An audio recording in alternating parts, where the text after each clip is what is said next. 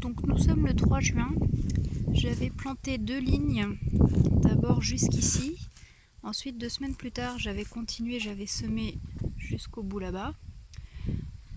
Ici, sur les 2 lignes là, j'ai fini par les retourner enfin surtout les désherber parce qu'il n'y a rien qu'à pousser. Il y a 3-4 brins qui ont poussé, donc je les herbis de ce côté-là.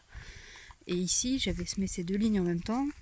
Ce qui est bizarre, c'est qu'il y en a une qui a à peu près bien poussé et l'autre, il y a juste des brins au début et c'est tout.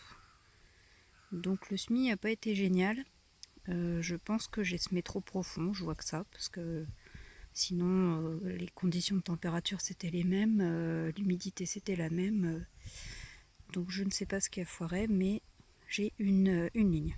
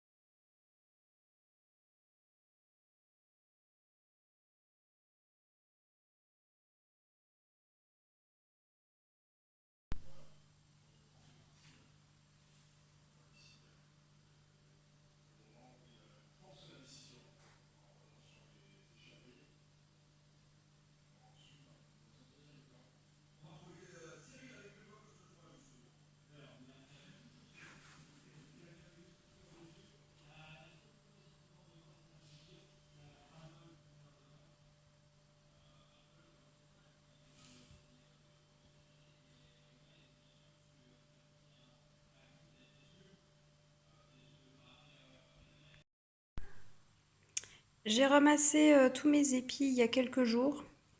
Alors je pense que je les ai ramassés un peu verts, on voit pas trop là, mais ils sont pas tous bien secs. Là j'ai toute ma récolte, hein, donc il n'y a pas grand chose. J'ai ramassé quand même malgré que ce soit encore un peu vert parce qu'il commence à faire froid et à pleuvoir surtout. Je suis pas sûre que le gel ça pose problème, par contre il pleut et j'ai peur que ça moisisse.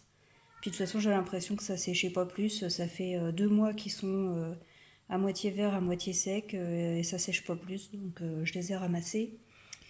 Par contre c'est pas terrible, hein. Déjà il y en a pas beaucoup et puis je sais pas si on va le voir là, mais en fait il y a la moitié des graines qui sont vides.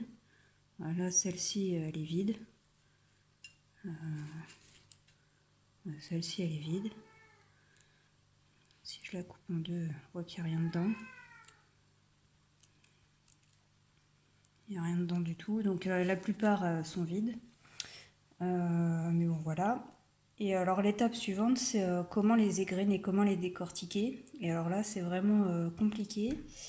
J'ai essayé plusieurs méthodes. Si vous pouvez aussi aller voir la chaîne du potagiste qui a fait du riz aussi. Alors pas le même, il a fait du riz dans une rizière, mais il s'est posé la même question et il n'a pas trop réussi à les égrener à part un par un.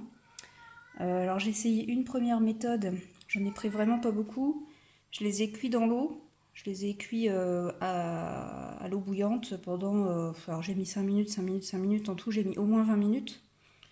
Et après bah, je les ai écrasés dans la passoire avec le pilon.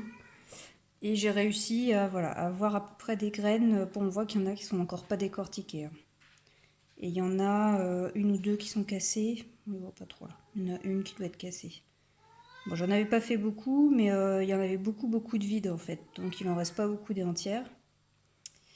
Et la deuxième méthode que j'ai vue sur Wikigrow, le site Wikipédia pour les plantes, c'était de les mettre au four, pas trop chaud, de les faire griller.